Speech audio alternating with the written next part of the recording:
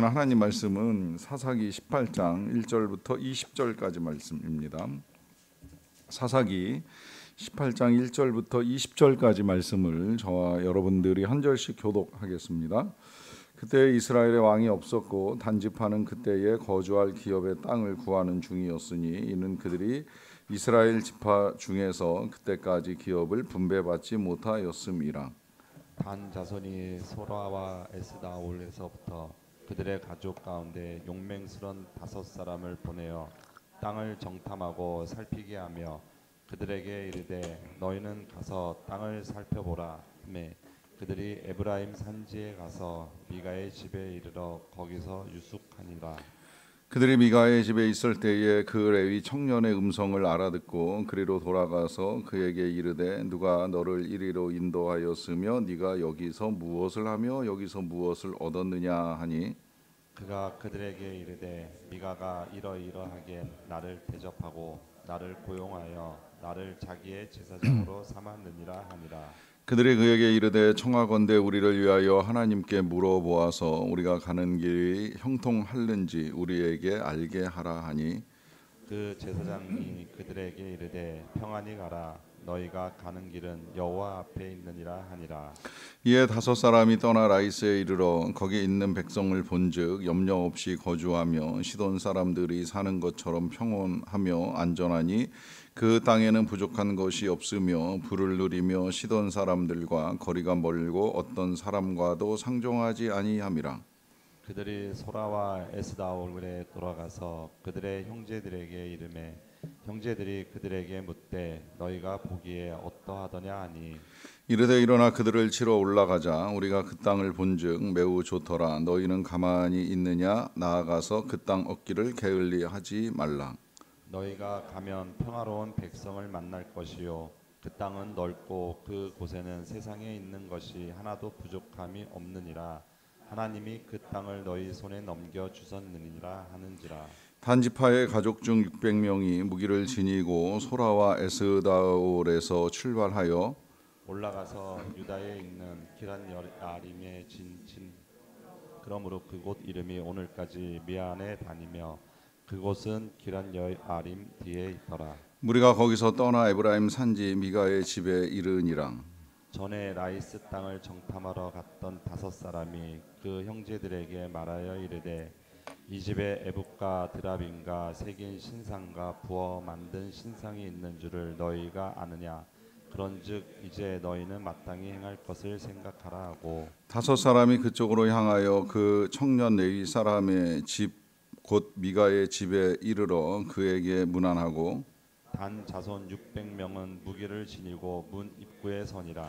그 땅을 정탐하러 갔던 5사람이 그리로 들어가서 새긴 신상과 에봇과 드라빔과 부어 만든 신상을 가져갈 때에 그 제사장은 무기를 지닌 600명과 함께 문 입구에 섰더니 그 5사람이 미가의 집에 들어가서 그 새긴 신상과 에봇과 드라빔과 부어 만든 신상을 가지고 나오매 그 제사장이 그들에게 묻되 너희가 무엇을 하느냐 하니 그들이 그에게 이르되 잠잠하라. 네 손을 입에 대라. 우리와 함께 가서 우리의 아버지와 제사장이 되라. 네가 한 사람의 집에 제사장이 되는 것과 이스라엘의 한 지파 한 족속의 제사장이 되는 것 중에서 어느 것이 낫겠느냐 하는지라.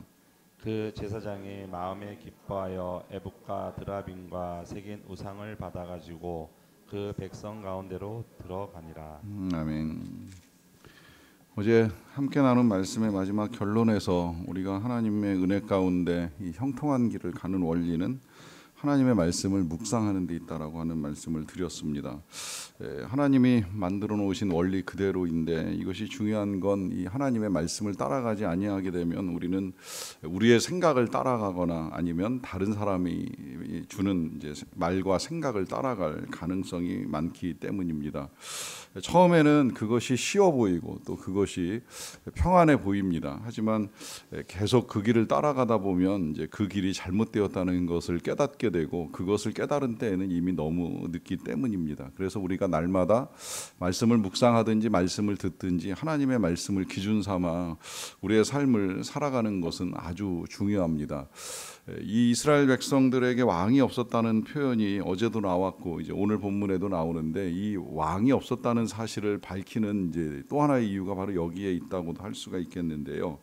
이 왕이라고 하는 것이 그냥 단순히 통치와 지배를 하는 지도자의 개념으로서만 중요한 것이 아니라, 당시에 있어서 왕은 이제 영광스러운 존재였고, 한 나라의 왕이 가지고 있는 권력과 권세가 그 나라의 영광과 이제 맞먹는 일이 일어났기 때문에 이스라엘 백성들이 하나님께 왕을 세워달라고 강력하게 요구하는 일도 있었고, 또 왕이 그 권세와 이제 군대를 가지고 있다 보니까 이제 그것이 자신들을 보호할 수 있는 힘이 되지 않겠는가 하는 이제 생각을 하기도 했습니다. 그런데 왕이 이제 가지고 있는 건 이제 그것뿐만이 아니라, 당시에는 이제 이 삼권 분립이 안 되어 있기 때문에 왕이 모든 재판을 합니다. 뭐 솔로몬 때 아기를 갖고 나온 여인들의 재판이 솔로몬에게서 이제 진행된 게 바로 이제 그런 사례라고 보시면 되는데, 왕이 재판을 한다는 건 왕이 곧 법이 되고 왕이 곧 기준이 된다는 이야기죠. 그러니까 우리가 지금도 왕 노릇한다 이제 이런 표현을 이제 사용하는 이유가, 여러 가지 사건이나 사람들을 볼 때 우리가 우리의 기준을 가지고 우리가 판단을 하게 되면 이제 이것이 왕 노릇이라고 말씀을 드리는 것인데, 이 왕이 기준이 되고 왕이 판단을 하게 되면 그 다음에 이제 이 기준이 바로 왕에게 속하는 것처럼 각자가 이제 자기 소견에 옳은 대로 행해 나가던 시대가 바로 이 사사 시대라는 표현인데, 이를 통하여서 사람들이 각기 이제 왕 노릇을 하고 있었다라고 하는 말씀을 하시는 것이지요. 그런 시대에 어떤 일이 벌어지는가? 이제 어제는 한 가정 안에서 일어나고 있는 일, 또 한 개인 레위라는 사람 청년에게서 일어나는 일을 보았다라고 한다면, 오늘은 이제 한 지파, 이제 단 자손에게서 일어나는 일을 이제 같이 이제 설명해 주는 것을 볼 수가 있는데요.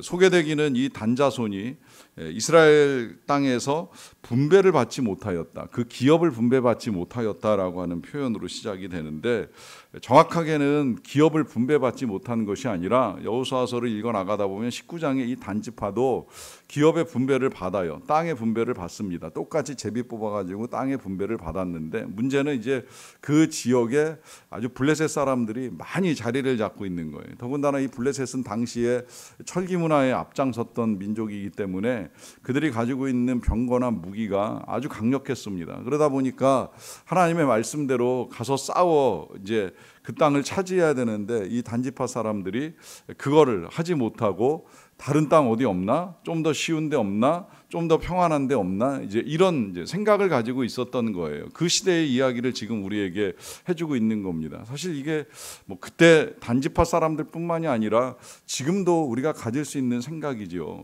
하나님이 원하시는 인생의 원리는 땀을 흘리고 수고하고 소득을 얻는 것입니다. 그런데 지금도 우리 많은 젊은 친구들, 심지어 이제 어린아이들도 쉽게 돈을 벌 수 있는 길이 없을까? 요즘 뭐 초등학교에서 이 아이들한테 조사를 하면 장래 희망 1순위가 유튜버라 그러잖아요. 영상 찍고 그거 올려가지고 광고 수익으로 쉽게 먹고 살 수 있지 않나, 이제 이런 생각들 때문에 아이들의 많은 수가 난 유튜버가 되고 싶다 이제 이런 표현을 한다고 하는데, 그만큼 이제 쉽게 살 길을 찾아가는 거예요. 뭐 한때는 뭐 지금도 그럴 수 있다고 생각을 합니다만은, 노동보다는 주식이 더 빠른 돈을 모으고 부동산이 더 많은 돈을 모을 수 있지 않겠느냐 하다 보니까 지금 이제 걷잡을 수 없는 우리나라의 이 부동산이 많은 사람들을 더 힘들게 하지 않나, 이제 이런 생각을 하게 되는데요.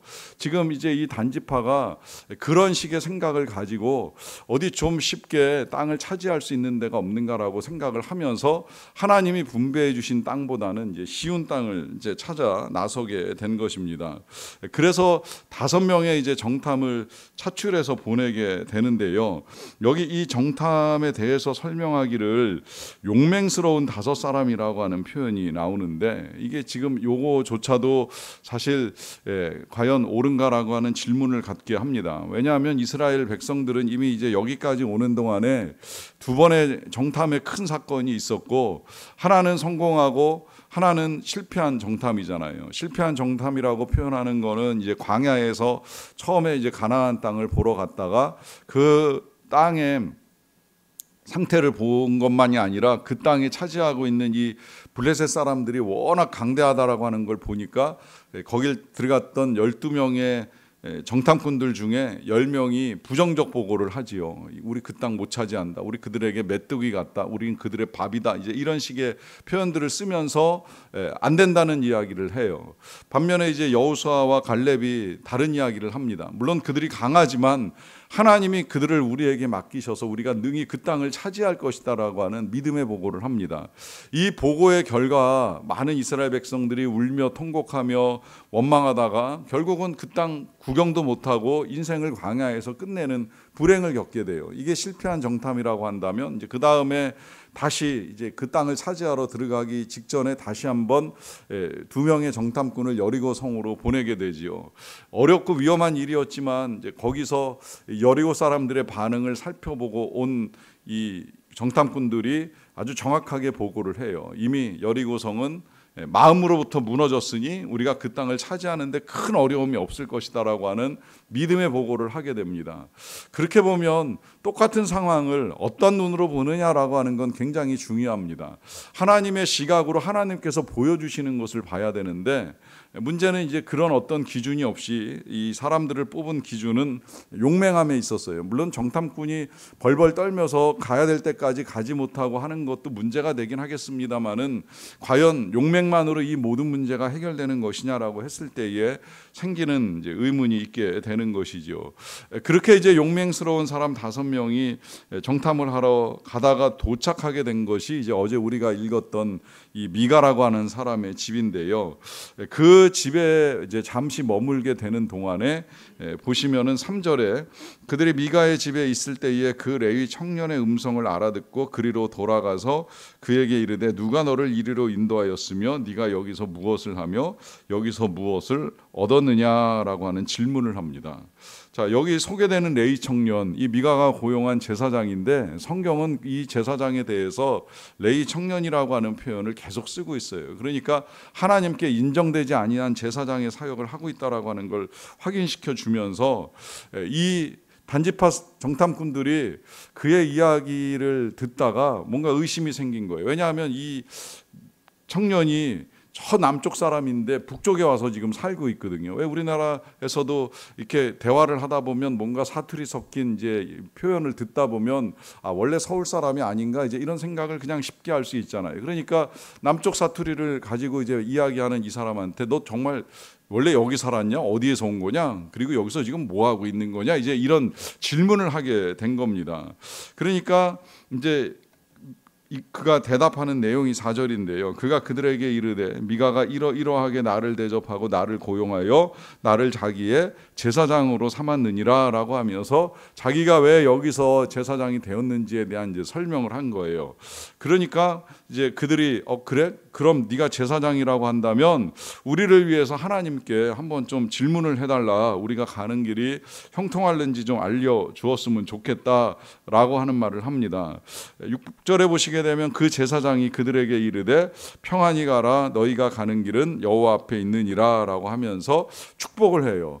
이 축복이 뭐 어떤 결과로 나왔는지는 정확하게 알 수 없지만 이 정탐꾼들은 자신들이 듣고 싶었던 이야기를 듣게 된 것이에요. 자, 여기에서도 이제 우리가 한 번 더 생각해 봐야 될 이 묵상의 원리가 있습니다. 그것은 저는 물론 하나님께서 우리에게 필요한 축복도 하시고 은혜도 내려주시고 우리의 삶을 평안하게 인도해 주신다라고 하는 사실에 있어서만큼은 틀림없다라고 생각을 합니다. 하지만 신앙은 언제나 쉬운 길만은 아니라고 하는 사실을 절대 잊어서는 아니 되지요. 제가 신방을 하면서도 때때로 받게 되는 질문, 왜 이렇게 힘들지요? 왜 어렵지요? 라고 하는 이 질문을 받을 때 질문하시는 분이 기도하시는 분이고 기도함에도 불구하고 응답되지 않는 것 같은 답답함 가운데에 질문을 하신다는 것을 알고 있습니다. 그럼에도 불구하고 제가 조심스럽게 드리는 대답 가운데는 이런 말씀을 드릴 때도 종종 있어요. 하나님의 부르심을 받고 기도하며 선교지에 나간 사람도 병 걸리고 핍박받고 가난하고 고난을 겪습니다. 이게 그리스도인의 길이라고 하는 거예요. 그냥 쉽게만 가는 길은 절대 아니라는 거예요. 어쩌면 우리는 쉽게 가고 싶어하는 이 세상의 풍조를 따라 기도하지 아니하여도 모든 일이 좀 쉽게 이루어지기를, 전도하지 않아도 교회가 부흥되기를 바라고, 나는 헌신하지 아니하여도 뭔가 삶의 열매가 맺히기를 원한다 하는 생각을 가질 위험성이 굉장히 큽니다. 여러분, 하나님은 분명히 우리의 기도를 들으십니다. 저는 사실 지난 주일 되게 감사했어요. 왜냐하면 같이 기도하는 분들의 여러 응답을 받았거든요. 모르겠어요. 물론 가장 많이 기도하신 분은 가족이라고 생각을 하는데 아파서 교회 못 오시는 분이 그날 이제 교회 오셨더라고요. 일주일 전에 제가 만나서 이게 기도 제목입니다라고 하는 말씀을 듣고 같이 기도를 했는데 주일날 같이 교회 오셨어요. 그것도 감사하고요. 또 정말 오랫동안 기도하던 배우자가 이제 딸과 함께 교회 오시는 것을 본 것도 굉장히 감사했어요. 이제나 저제나 언제나 이제 함께 예배를 드릴까 했는데 오셔서 예배도 드리고 뭐 일부러 저한테 오셔서 인사도 하시고 이렇게 식사도 하시는 걸 보면서 그것도 되게 감사했어요. 그리고 또 취업을 준비하는 집사님께서 이제 내일부터 출근합니다라고 하는 이제 말씀을 듣는 것도 전 되게 감사했고요. 실은 다 이 자리에서 기도하시는 분들이 경험하신 이제 응답의 역사입니다. 그래서 하나님이 일하시는구나, 하나님이 하시는구나, 이제 이런 것들을 보면서 되게 감사했는데 그 과정은 그분들에게 쉽지 않은 과정이었다고 생각을 합니다. 그런데 놀라운 것은 그 쉽지 않은 과정에 기도하며 하나하나 풀어나가는 역사가 있다라고 하는 것, 이제 이러한 과정이 필요한 것인데 이러한 과정을 거치지 아니하고 한번 하나님께 들어봐, 우리 어떻게 된대? 하는데 그냥 쉽게 답이 나와 버리는 거예요. 평안히 가라, 너희가 가는 길은 여호와 앞에 있느니라 라고 하면서 답을 하는데 과연 이것이 어디로부터 임한 응답인가 라고 하는 질문을 하게 됩니다. 이유는 우리가 이제 나중에 이제 제가 말씀을 드리긴 하겠습니다만은 일단 오늘 우리가 보는 본문까지 다시 이제 정리하고 나아가는 내용은 분명히 하나님께서 우리에게 말씀하시는 것을 우리가 들어야 한다라고 하는 것이고요. 그 말씀을 듣고 기도하는 가운데에 하나님은 반드시 일하시고 응답하신다라고 하는 사실입니다. 그러하기에 어떤 상황 속에서도 이 어려움을 하나님과 함께 이겨내리라라고 하는 믿음을 가지고 기도하시며 우리 하나님이 이루어 가시는 선한 역사를 볼 수 있는 저와 여러분 다 되시기를 간절히 축원합니다. 기도하겠습니다. 사랑과 은혜가 풍성하신 아버지 하나님 감사합니다. 언제나 우리와 함께 하셔서 감사합니다. 그리고 우리에게 말씀하여 주셔서 감사드리고 우리가 그 말씀을 듣고 그 말씀을 묵상하고 그 말씀을 붙들고 기도하는 가운데에 하나님의 선한 역사가 이루어지는 것을 보게 하여 주셔서 진심으로 감사를 드리옵나이다. 아버지 하나님, 하나님께서 어떻게 일하시는지를 보게 하시고 듣게 하신 것처럼 오늘도 우리의 삶 가운데 하나님의 선한 일들이 이루어지기를 간절히 원합니다. 무엇보다 믿음이 없는 자들에게 믿음을 더하여 주시고 여전히 의심에 빠져 있는 자들에게 확신을 주시기를 간절히 원합니다. 흔들리는 갈등 속에서 정말 하나님께서 기뻐하시고 원하시는 것이 무엇인지 분별할 수 있도록 도와주시고 그 길이 고난의 길이든 십자가의 길이든 즐거운 마음으로 그 십자가를 지고 가게 하여 주시옵소서. 우리가 이 땅에서 여러 가지 기업과 자산을 원하지만 우리의 영원하신 기업은 하나님이시기에 하나님께 소망을 두고 살아가는 믿음의 백성들이 되기를 간절히 원합니다. 그리고 그렇게 하나님의 나라에 소망을 두고 살아갈 때에 하나님의 백성답게 이 땅에서 긍휼과 자비를 베풀고 인내하고 온유하고 섬기고 사랑하고 용서하고 용납하면서 선한 선택을 이루어갈 수 있는 자들이 다 되게 하여 주시옵소서. 모든 것 위에 사랑을 더하여 주시기를 원합니다. 사랑으로 행하는 자들이 되기를 원합니다. 하나님께서 우리를 용서하시고 우리에게 베푸신 구원의 은총에 합당한 사랑을 우리도 하게 하여 주시옵소서. 주여 사랑의 은사, 사랑의 영을 우리에게 더욱 충만하게 부어 주시옵소서. 하나님의 놀라운 역사가 몇 가정에 나타난 것처럼 계속해서 기도하는 가정들마다 하나님의 선한 역사를 볼 수 있도록 도와주시옵소서. 기업이 감사의 어려운 시기를 보내고 있는 이 모든 과정도 하나님의 은혜 가운데 순적하고 평탄하게 잘 지나갈 수 있도록 은혜를 베풀어 주시옵소서. 또 새로 시작하는 일에 지혜와 능력을 더하여 주시고 먼저 하나님의 나라와 의를 구하며 도모해 나가는 일들 속에서 하나님께서 도와주시는 선한 경험들을 해나갈 수 있도록 은혜 베풀어 주시옵소서. 선교를 준비하고 성경학교를 준비하고 수련회를 준비합니다. 모든 일들을 통하여 우리에게 주신 비전을 따라 선교사님을 세워드리고 다음 세대를 세워나가는 아름다운 역사로 이루어져 갈 수 있도록 은혜 내려 주시옵소서. 모든 것 감사드리옵고 예수님의 이름으로 기도하옵나이다. 아멘. 하늘에게